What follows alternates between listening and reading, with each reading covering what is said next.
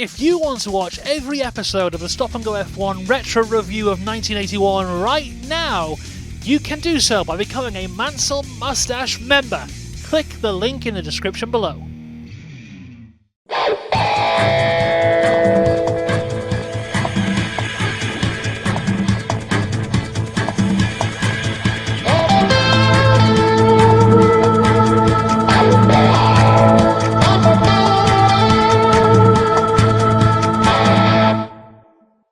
Ghost Town by The Specials is number 1.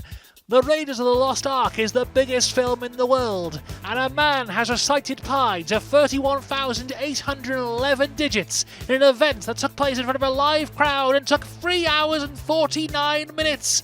No spoilers here, but I'd rather watch that than watch the French Grand Prix. But anyway, it's time for the French Grand Prix of 1981! And there is some driver changes ahead of this race, so let me just check my notes here to make sure I get this all right.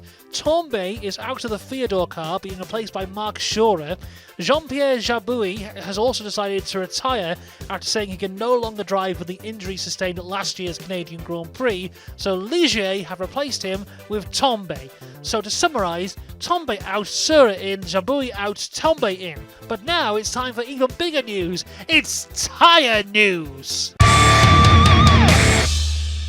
Goodyear are back and they're being used by the Williams and the Renault.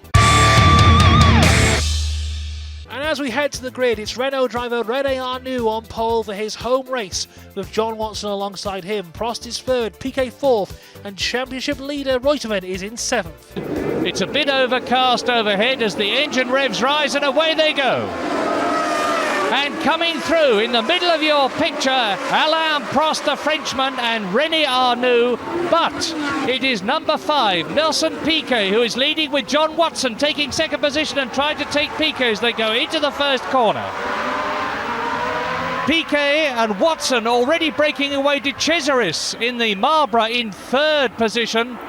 And they come round the right-hander at La Bretelle up towards the Parabolique.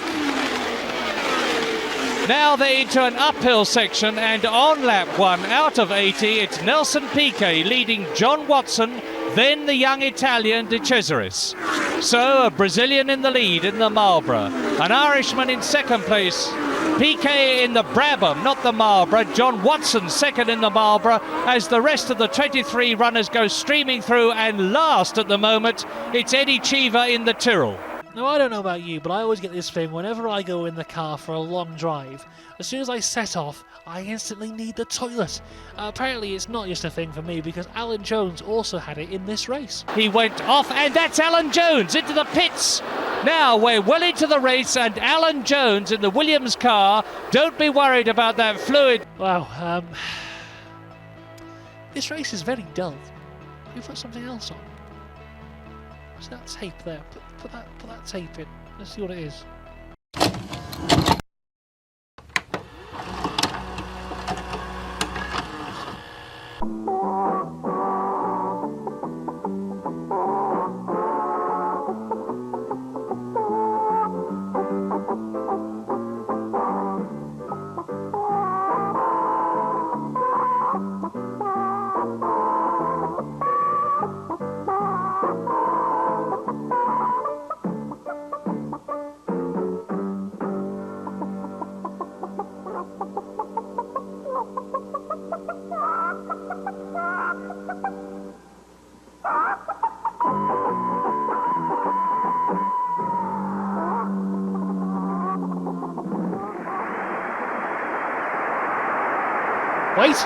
Wait, I'm getting something in my ear. I haven't got an earpiece on, but I'm getting it in my ear.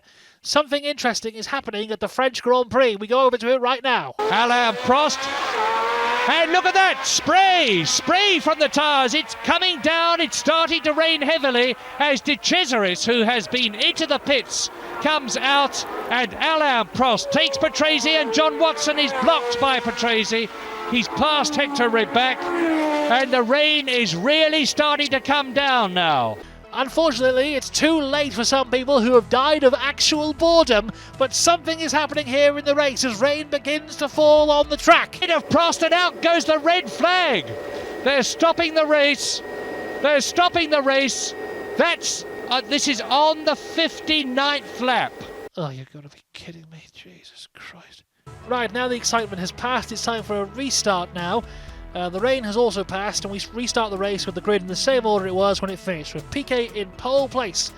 Piquet has led every lap up until this point and had a 7-second lead over Prost in second place, and will be hoping to continue this dominance from this point onward. Now, here in 1981, which is the year this is being recorded, we have rules about red flags which make no sense.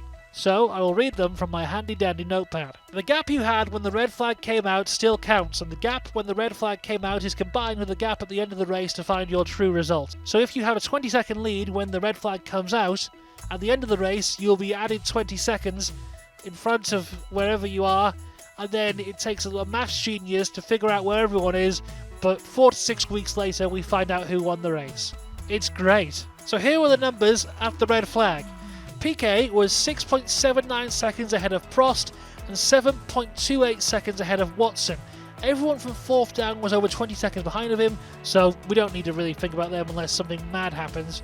So all Piquet has to do is not fall more than 6.78 seconds behind Prost and Watson, and he will have the win. And with him showing the form that he has done so far this weekend, leading every lap, I see no reason why he can't comfortably win this race. Let's go again. And this time it's a superb start from Alain Prost, and he's into the lead. It's Watson second, it's Arnoux in third position, it's Ribac going through in fourth place, and Piquet's had a very bad start. Piquet right down in fifth position, and look at the crowd waving. It's a French car in the lead, a French driver, a French engine and French tyres, and they love that. And Piquet has bottled it completely as Prost takes the lead, but here comes Watson. They've gone round La Bretelle up to the parabolique.